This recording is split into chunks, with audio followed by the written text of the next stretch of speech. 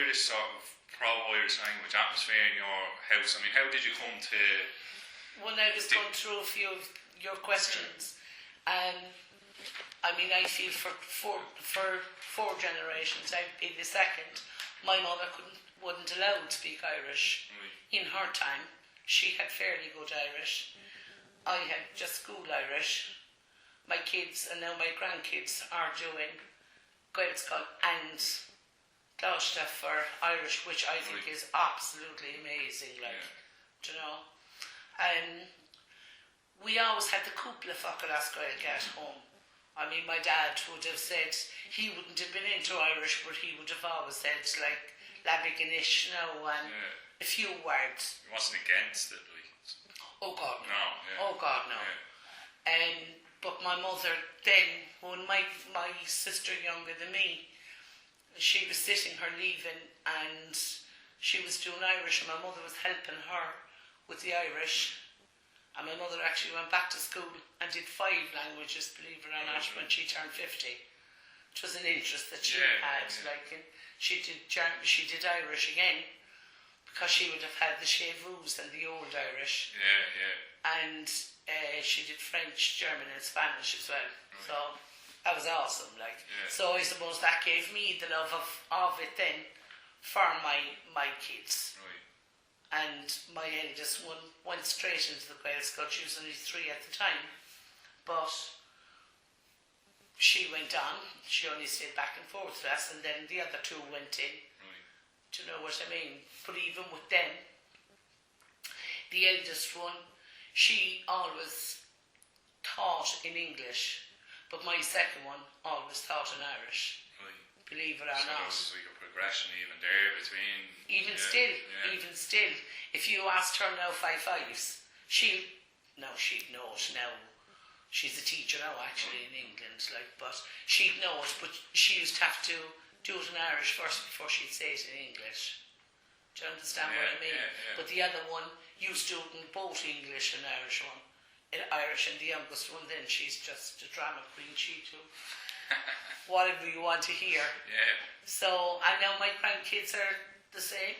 Right. You know, so that was a motivation then, definitely, that you had kids and you wanted to send them there. Did everyone who was involved have kids, or was it? No, in saying that was a huge struggle in the beginning. We started in a kitchen in a Pléann, and I mean it was probably double the size of this. So we had that for 2 years because we could do babies and high infants. So then when we had first class, then we had to have another room. So we had like a trophy room off of that. So we had that for 2 years then because we could do first, second babies and high infants. And we were in between principals, and then for the first year we paid, Siobhan was her name, we paid her, parents fundraising and whatever, and we kept the school open. So we fought then for sanction. We got the sanction in 87 with Penny's Well in Limerick. I think they were fighting at the same time for sanction. They were a year open. Now we had Mahon, we had loads of Gaelscoils in the south side. Douglas, Bishopstown, Ballincollig, all of those were sanctioned, but we were the only one in the north side that weren't sanctioned at the time. So then of course we got uniforms and we got everything, and I mean the way the kids you speak the language then, and to hear the fluency in the few years was, for me, it was second to none. Like, they passed me. They went in at 5 and then by 8 they were fluent, sort of. Big time. Big time. The only thing now, I mean, I had all these questions, other people now would have questions and they'd say, but such a thing and such a thing. And I said, but I asked all these questions too. Their Irish is good enough to translate it into English if they had to. Of course, the history and geography books were in English at the time anyway. I don't know, are they now? But they even though they did it in Irish, their books were in English, so that was a great help then for me. Yeah, so there was some people sort of doubting the bilingual thing. They were saying it might damage their English or the... I think the first year we might have had 24, and 6 of them went on, we'll say, went on through the whole school. Now, when my daughter now made her communion, there were 6 of them made their communion, but they would have been there from the beginning. Do you know what I mean? So yes, a lot of them would have used it like a nursery, and pulled out after the first year, because I mean, who's going to put their child into kitchen in? That's it, yeah. Do you know? But you see, we wanted them parents then to see our children speaking the Irish or just go stand in the room, because we got do you know Elaine Lynch? Yeah. He's a Shannon. He was our principal. Oh, was he? Yeah, for a few years, but he hated teaching. He was like pressurised into teaching. But he was our principal for a few years, yeah. But he wanted to go on singing so then. So obviously you would have been doing songs with the kids a lot. Oh my God. And actually, Mairead, she's from Belfast. Her husband is a lecturer. He's from Belfast too. We met them the other night, believe it or not. I was telling her about you then. But she brought an awful lot of it into this school. Now, you know, Donald Airy, he's a Sinn Féin councillor. Was he a TD? I don't know, was he a TG? He was a councillor in Cork anyway. He's Sinn Féin. Right. He would have been like in the background when we started off and whatever. Whereas that time, it couldn't be known that he was Sinn Féin. Yeah. Involved. He put his name to nothing. But it has changed so much. I can see huge changes in it. Meaning like 1916 and all this, they do plays and everything. We couldn't have done anything like that. It's very interesting, the Republican element in it. Extreme. And I think Mairead and the principal, she was here I think before Adrian. Yeah. She was out. She was fantastic. And she's in like to freedom, and she's brilliant. Yeah. Brilliant. She's someone that you should interview too, really, if you got a chance. Because we were talking, I'd stay forever listening to her. Where she wanted me talking, and her husband, they started one in 84 in Belfast, I think. Right. And she says, I don't know, there's 500 pupils or something there now. Now, I was only here a couple of weeks ago, there was a guy here, and for the first time, I got emotional when I saw the different age groups and the children, even though my granddaughter is in first year, but I wouldn't have seen them. If I came, it would have been for classes rather than the school. But the whole school was there, and I got so emotional. I mean, I was part of starting that, and to see it, you know, So Iarla was here then, and he went, and then we got Maureen Ivrian from Ballingeary, beautiful Irish speaker, fantastic teacher. And Aileen, she was a bit of a donkey, but they're Irish. Their education was second to none, really. And it gave them, I remember then, my eldest one, she was making her confirmation. We used to amalgamate with them, because our numbers were so small, with a school in Gníomhaire. And we'd have her up in our church, and down in their church, our alternative second year, because it was every second year. And I can remember they learning the creed, and they changed it a week before, and they had the apostles, so she knows both of them, the long one and the short one. But their Irish was absolutely beautiful. Like even from Iarla, he has beautiful Irish too. He's from Labhrann and Cuireann, all these places. Then we used to have you know, his mass is famous. His son would have played then at our kids' communion because they were friends with Iarla. Right. And that's all on the video too. Close connections with the gconstaic. Unbelievable. But you could hear it then in the children. Yeah, the richness. Oh, unbelievable. Plus the English and the Irish. because a lot of Gaelscoils, they don't do as much English as Irish, but ours had both. Right. I don't know now, but that time they used to have both English and Irish, so they could translate in and out, which for parents that aren't fluent Irish speakers, it's perfect. Do you know? Right. So, yeah. And then you mentioned there was a teacher you had to fund. There was a lot of fundraising activities then, was there? Like you had to go out and We used to do everything. raffles and everything. We used to do everything. We were like bums. We didn't care where we got the money. You know, we just wanted. We followed TTs. Because we won after being sanctioned. Then our numbers were growing, and then we moved to a living quarter upstairs in the Pearshig. So we had our own entrance then. We always had their pitches. We always had their because the bar was closed during the day and the weekend, and it'd be their time. So we had their car park as a play area and whatever. So the Pearshig were absolutely fantastic. Always very, very good, accommodating us. So we had the huge classrooms upstairs then, and we had a room for the Naonra. I was doing Naonra for 3 years there, so I was getting the kids in like that. I'd have a parent there with me, and that's the only way you could. That was the way to promote it at the time. Do you know what I mean?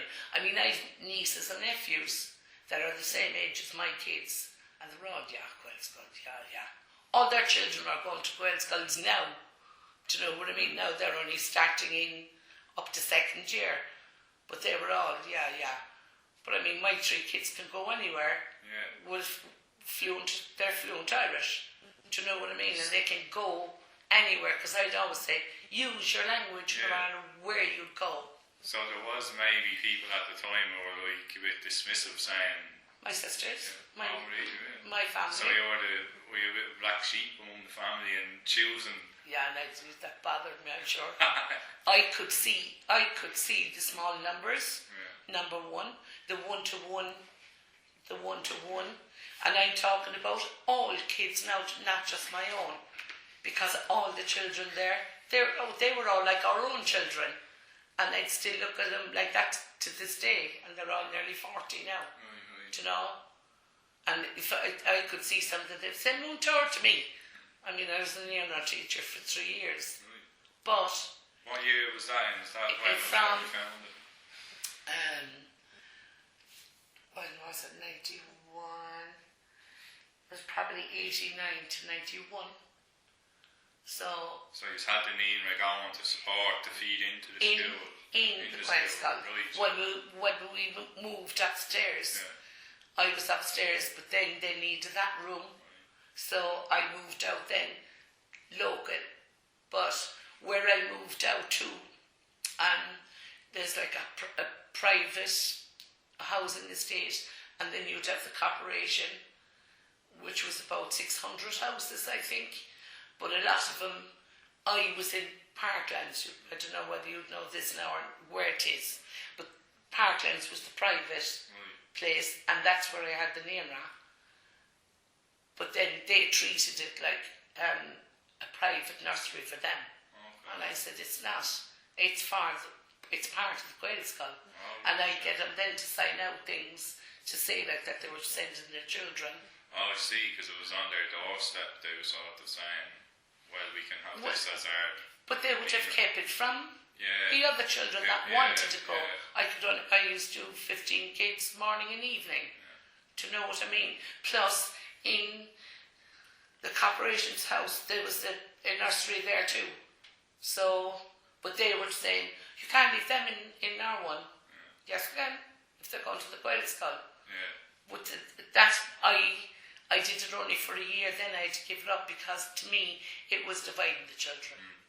The same as everything. They had a youth club, and our kids couldn't go into their youth club. Do you know, so I said, no, I can't do this, for the simple reason all children are the same. Everyone is entitled in every way. There was a bit of snobbery involved. Oh yeah, big time. So, I mean, that's still there today. If you even get away with it, you whereas I was from this side. Do you know what I mean? So, to me, whoever wanted to, and especially if there was a child in the Gaelscoil anyway, they were entitled to come in first anyway. But they're from Fair Hill houses, leave them go over there. I said, no, they're going to the Gaelscoil. So, but all of them, we'd have had very few from there, but they regret it to this day, and they tell me that they regret it to this day. Then we had Brother Sean Basang, I don't know whether you know him. I heard him mentioned, yeah. He was their chairperson. Right. He came in 86, about 92. And of course he was in my door 24/7. Because I had the information he was looking for and whatever. I spoke very, very little Irish to him, but he spoke all Irish to me. Plus my kids spoke only Irish to him. So that's where I benefited their fluency through him. And that's what I tried to give to other people then. Do you know what I mean? I mean, I used to get 20, 25 children into the Gaelscoil per year. Yeah. Do you know? How did you do that? Did you go around knocking on doors, or was it convincing people you knew through your social circles? Or? Social, really. Yeah. Really. And just out. See, my kids were young. I was out walking in parks. My kids played hurling or camogie, so everywhere I would, and they said, they go to the Gaelscoil.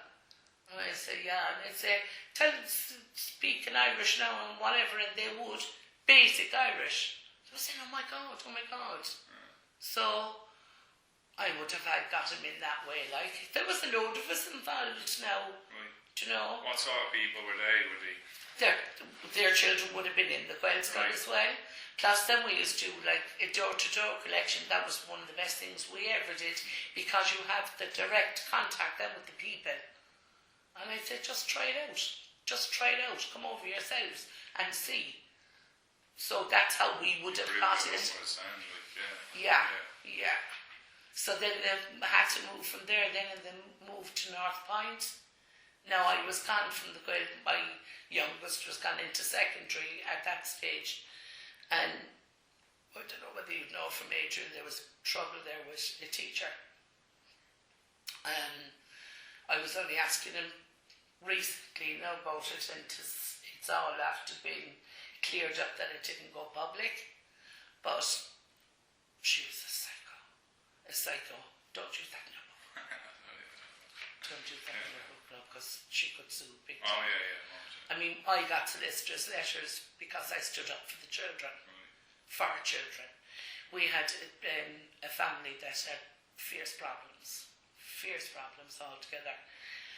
And I had one of them in my Nira, and I was like, not pushing him away, but I was afraid to give him affection.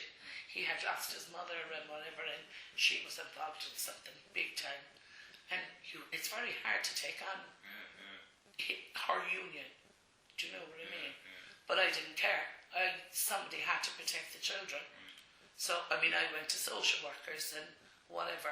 They couldn't do it because they were professional. I says, what's professional? You have to look after the children. They have nobody. I mean, my 4-year-old came home and said that one of them was raped. A 4-year-old don't use words like that. She was my youngest, and I said, oh, really? How do you know that? I couldn't react to her.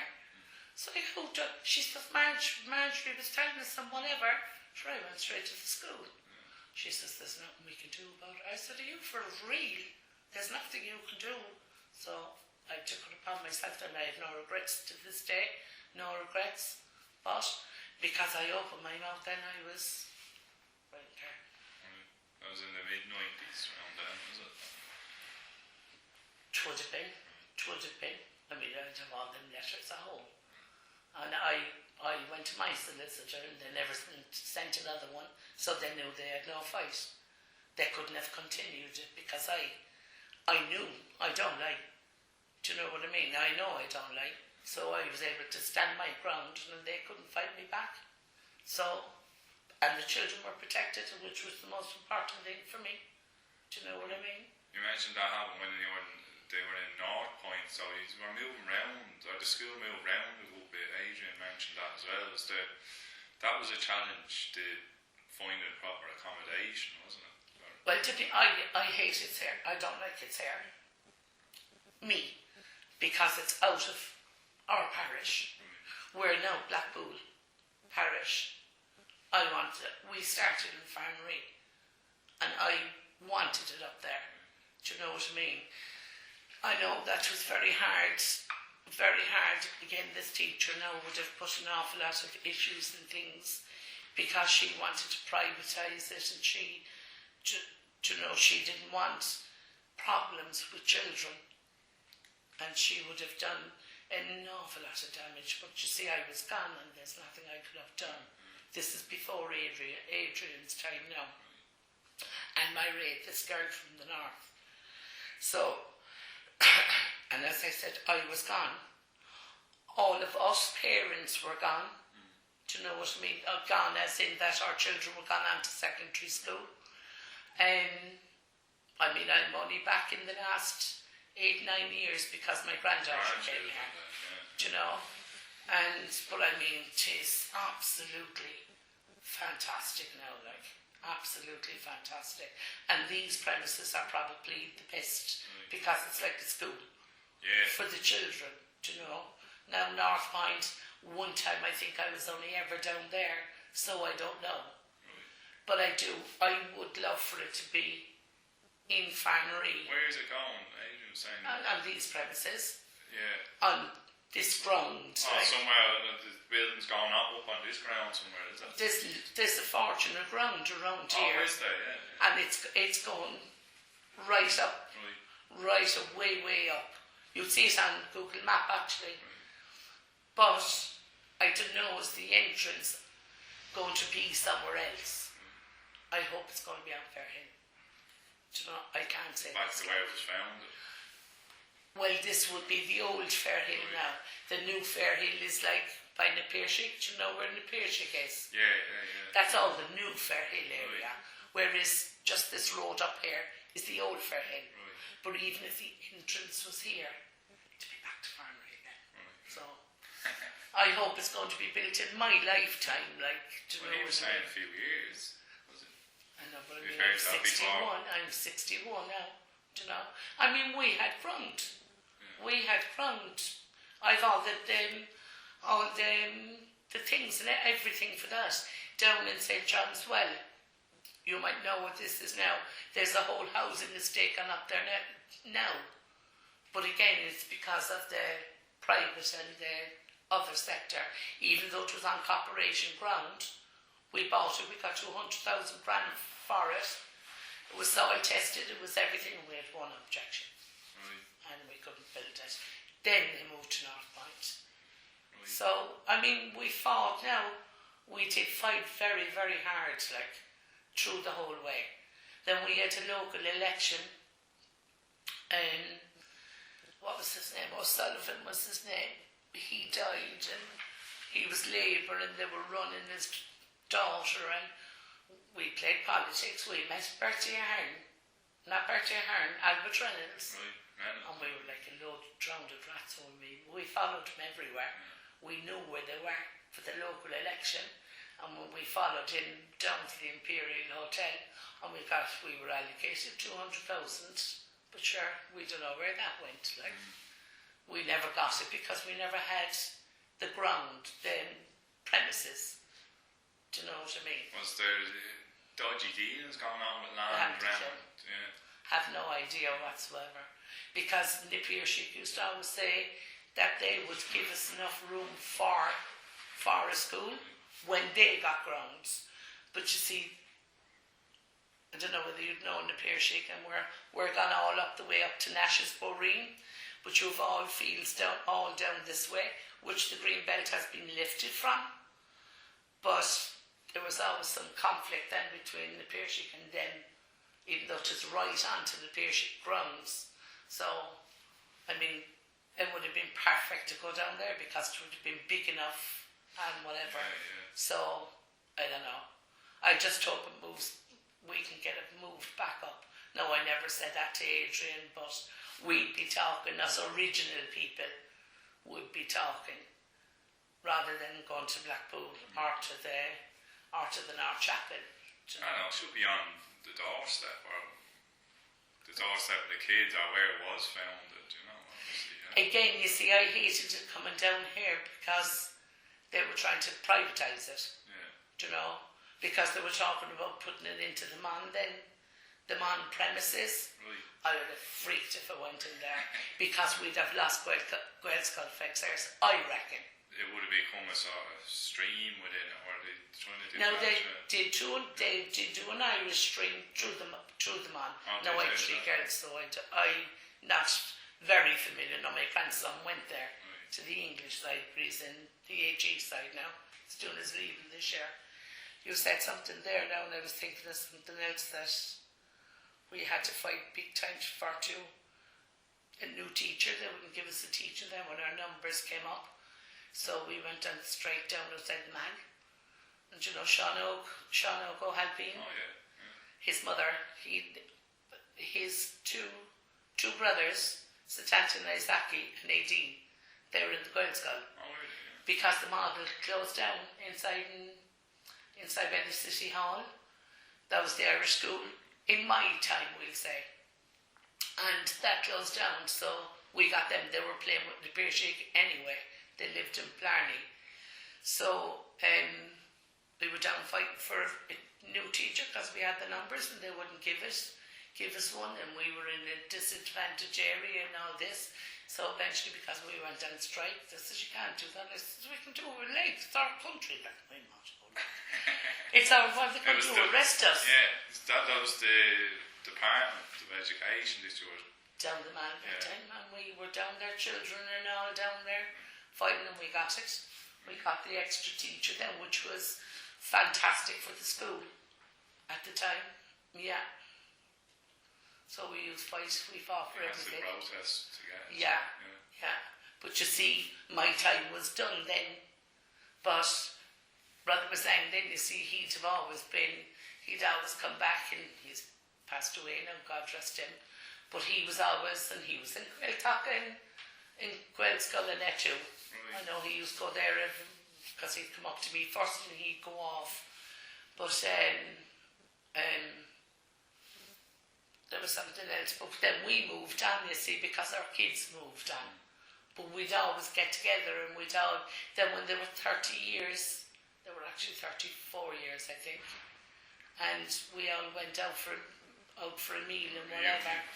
And that was fantastic. The new and the old. Do you know what I mean? The old, of course. But it was, again, for me, extremely emotional. And we had about maybe 8 original people there. Right. Cuireann Elaine, then he's retired now too.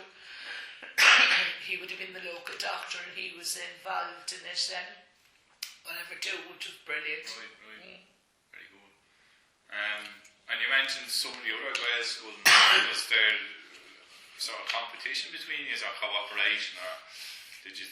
Other Gaelscoils? Yeah. Or because the Mo school closed down, you were saying it was losing children, wasn't it? Yes, but that would have been. I can't remember the year now, but we were running a couple of years. I'm thinking the Satanta didn't make his communion there. Aici didn't, so they would have been older than the 7. The youngest one, she did make her communion. So they might have came in 4th and 5th class. No, it wouldn't have been a conflict because they were going to close anyway. Right. Do you know? And there was enough in the south side, but we were the only one in the north side. Do you know? So no. I remember then when maybe we were up and running, I can't remember.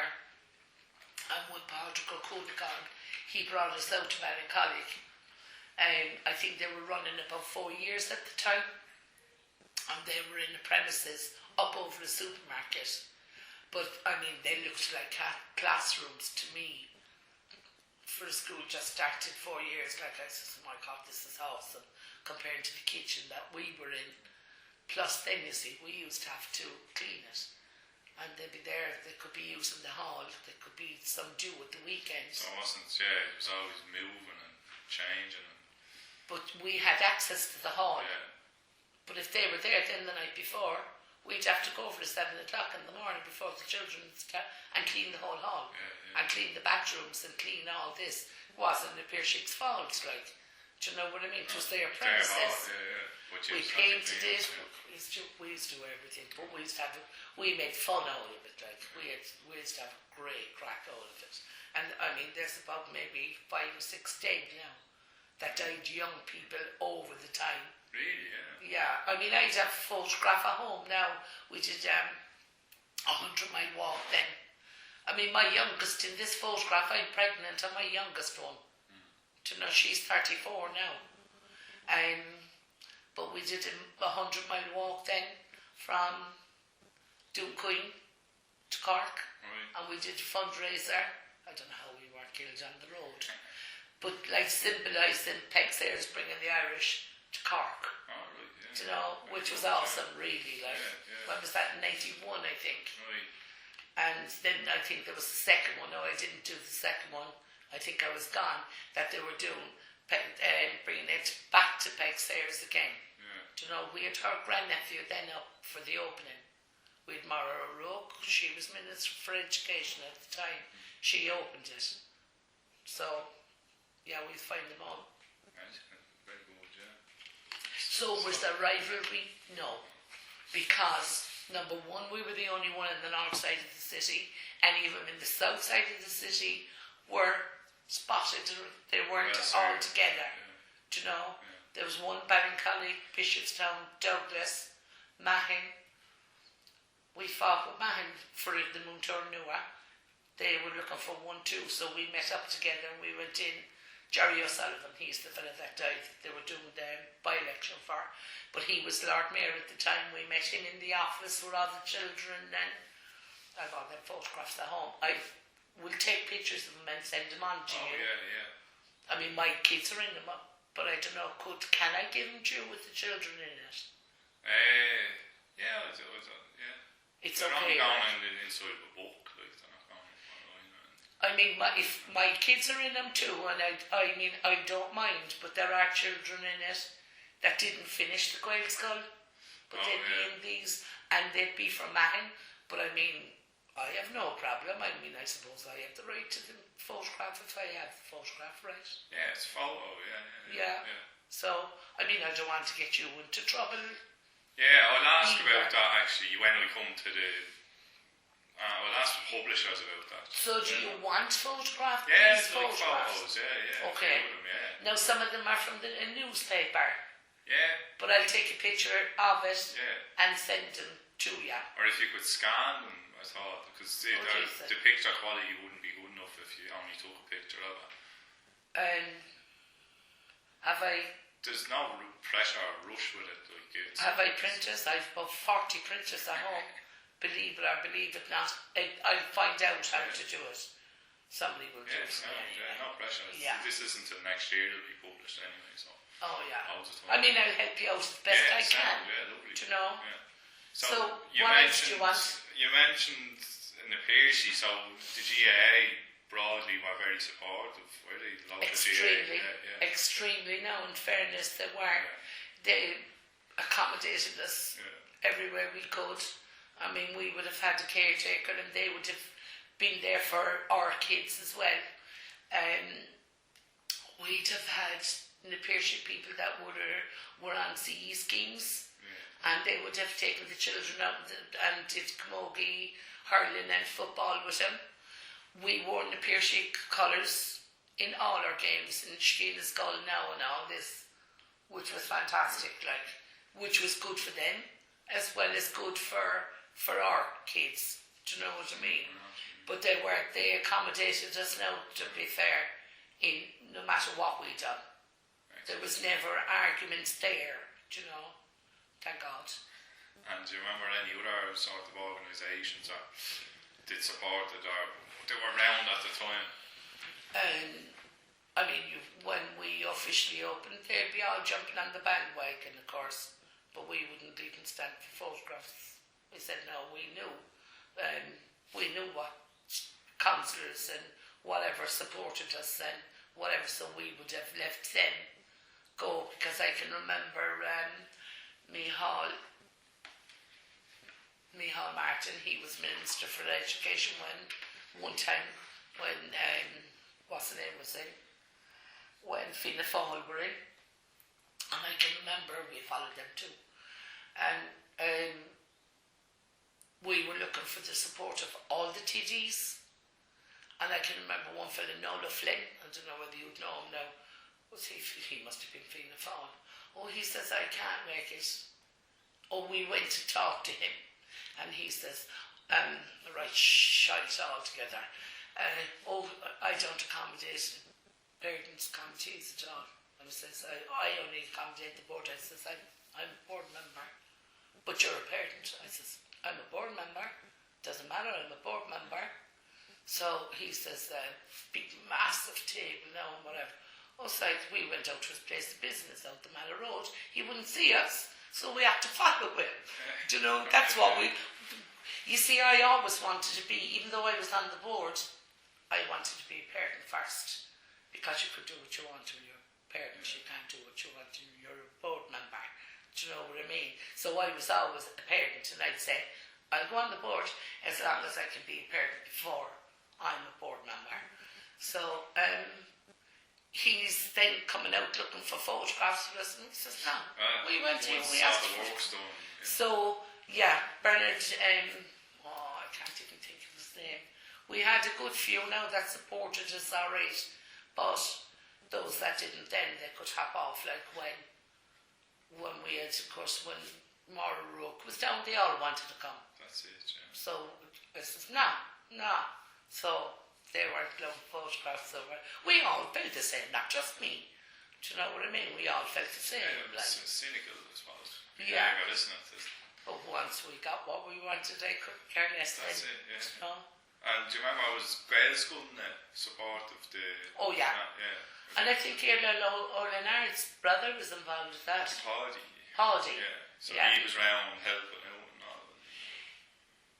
Well, I suppose with Iarla there, he would be, I think he was in Youghal at the time. Was he principal in the school in Youghal at the time? I mean, I met him a couple of times. So, obviously, they must have been good. They must have supported us, like. Whereas Gaeltacha, we would have had Brother Bazang, you know, and Patrick O'Cunacon was around. I mean, he passed away then. Again, I moved on, so I don't know, but I remember he passed away, like.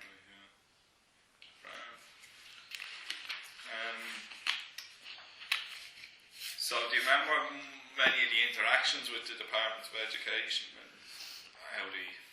I'd have a load of them at home now too. All the emails that you go, whatever. Again, you see, the teachers were restricted in what they could ask for. We could ask for what we wanted. Do you know what I mean? We'd say, we might have a meeting now, like, and we'd say, like, there's some grant coming in, apply for the grant, and they wouldn't get it. I said, we'll apply for it, you won't get it, but leave us apply and see how we get on. And sure, we give smart things on there. We'd have one girl then, Alish Woods. She was fluent Irish because she went to Gníomhaire in Gníomhaire. She had fluent Irish, so she used to do all the translation into Irish. She didn't include the Irish above the dial at the time. They don't, I mean, she'll even up now, they don't know Irish, which racks my head, like, do you know what I mean?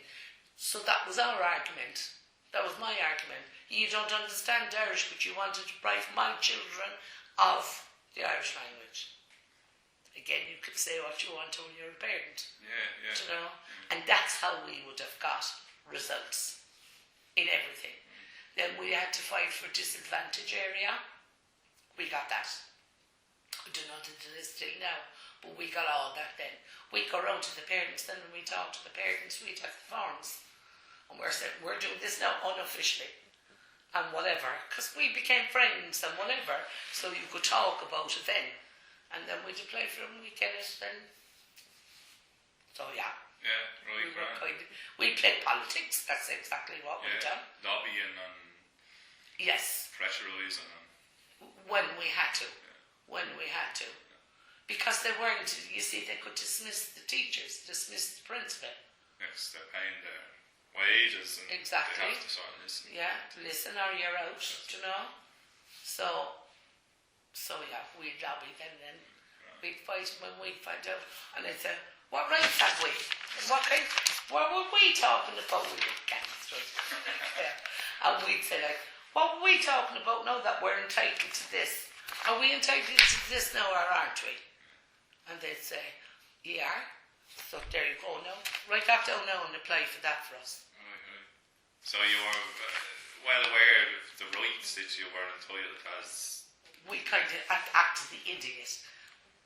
We knew because we found out. We'd always have somebody. Don O'Leary was fantastic. He used to tell us everything about politicians now and how to work them.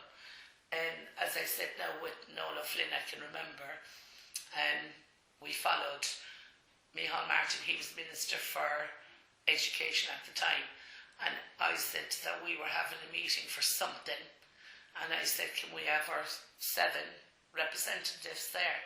And Nola Flynn says, oh, you have a meeting, he says, down to do with the pylons or something down in Little Island. You'll be above in Gaelscoil Pheig Sayers at 7 o'clock, blah, blah, blah, for those ladies. You'll be there. That's the way he spoke to them. And every one of them were there at that time. Yeah. And we got 200,000 grand out of that. Where it went, I don't know. I had to snip at home. Because I says, can somebody please write into the Echo and get that on the Echo so that we have proof that they're after saying this. That was our proof then. Because they'd tell you whatever they want to tell you. But I wanted it in writing. And it was on the Echo, and then we cut it out of the Echo. It makes a difference when it's in writing then, doesn't it? Yeah. But we got a letter. I must have that at home too. Right. We got a letter stating that we were allocated. Yeah. Very good. And what about the church then? Did they help? You mentioned both sides. Brad was saying, well, he was the principal of the AG, the man. He would have travelled all. He was from Cork originally, but he would have been around the whole of Ireland. But him and the church, he was just a brother. Yeah. Do you know what I mean? But we used to have, I think, Father O'Brien. He's probably dead and gone now, God rest him. I think he was in the beginning, and I think he didn't want the Gaelscoil. As far as I know. I couldn't swear on that now, but I think that there was something with him. But then we were running 3 years before we needed a priest, before we needed the involvement in the church. Do you know what I mean? Yeah. Right. Because they made it in first class at the time. And my one, I'm telling a lie, we had a child came in later, she was older, and we had one child the first year, but we went out to Clogheen. We didn't go to our own church because it was too big for one child. Now all our children from the Gaelscoil went out there, but we had one child and it was out in Clogheen. Clogheen church. But then for the first year, my one would have been there then for this, and we had Father Gus. Oh my God, he was fantastic. And he used to come to the school, to the children. Then he'd meet with the parents and say, giving us the meaning of Mass, because sometimes people didn't know. Children weren't even going to Mass. Do you know what I mean? So he did it for the parents as well as the children. So I would say, yes, we had great support from Farnry Church at the time. Now it's Father John, I think, in Blackpool now. I know this from my grandchildren, but we did have it from him. I think that the parish priest at the time was there something there. I mean, if you're interested, that I can find out from the other crowd, you know. But there's just something at the back of my head with him that he didn't want. He said that then he was patron of the other schools, girls' schools and boys' school, the English. Do you know what I mean? So how did you get the patron, or the Catholic patronage for the school if your man was against it? Was that when you moved to a different parish? Because it wasn't up to him. That was up. That's the bishop. The bishop. Yeah, we had the bishop. Yeah. The bishop was the patron, but it was Gaelscoil Pheig Sayers was Catholic. We could have made it multi-denominational, but was Catholic. We choose it to make it. We had to make that choice at the time, and the majority wanted it. I think maybe there was one or two wanted it multi-denominational. I don't think I would have put my kids there if it was multi-denominational. No, they went to Cúiseanna in Gníomhaire. That's multi-denominational, but they were older then. But from younger age, I mean, I was into religion myself at the time, and I was educated by nuns.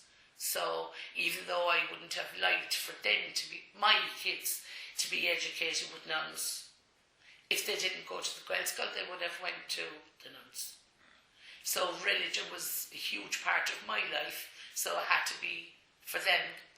And a lot of us said that we wanted the Gaelscoil in multi-denominational, because we had to put that in the constitution and all this in the beginning, do you know what I mean?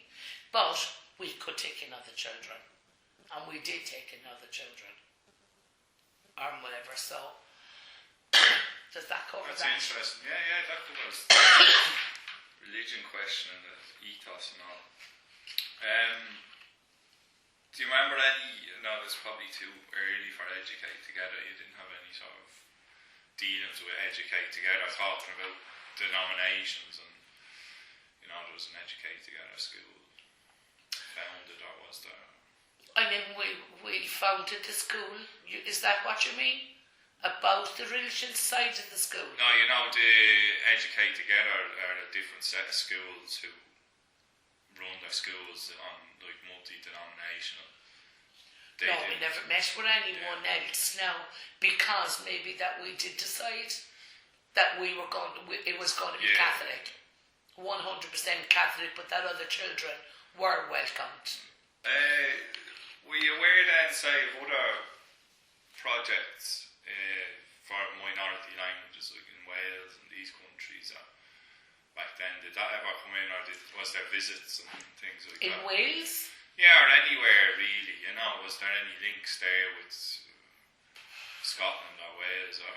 No, not really. Now, there is. I know there is, because I have a daughter in England and she's playing camogie in England now, which is fantastic. I think that's brilliant. And they speak in Irish there, obviously. They're Irish people. Anyone that plays camogie play from birth, or hurling. So, yes, now, but in our time, no. Right. No, we used now. We thought they might go down to Ballingeary now, or around Cork.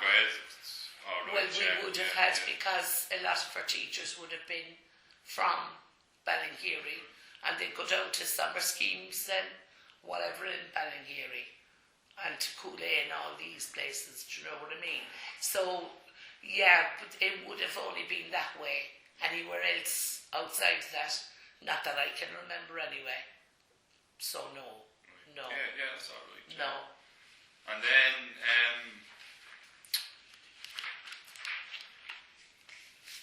I suppose, did you achieve the vision?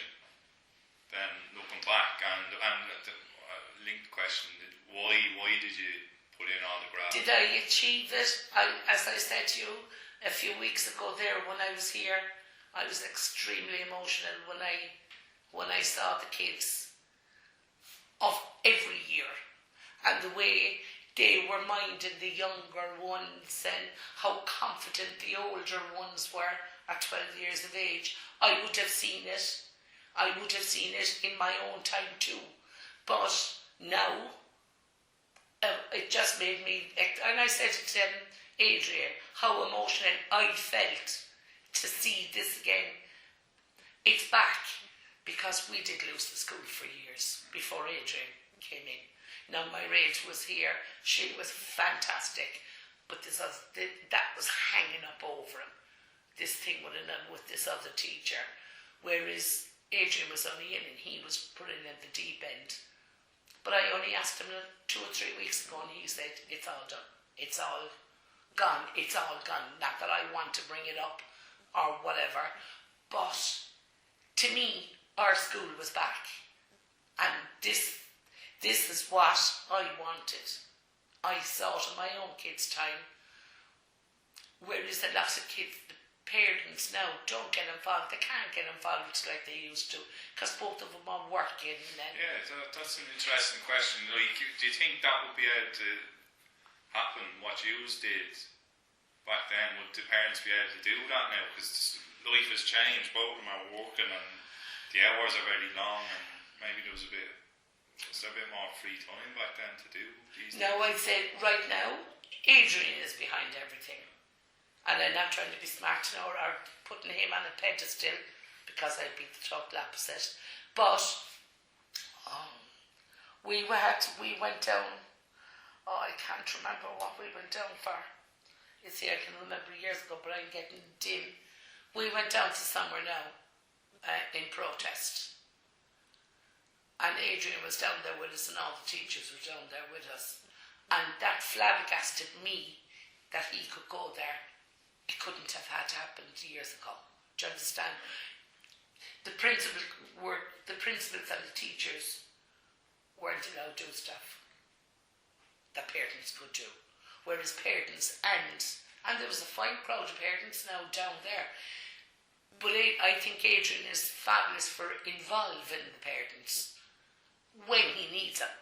I mean, he does the running of the school and whatever.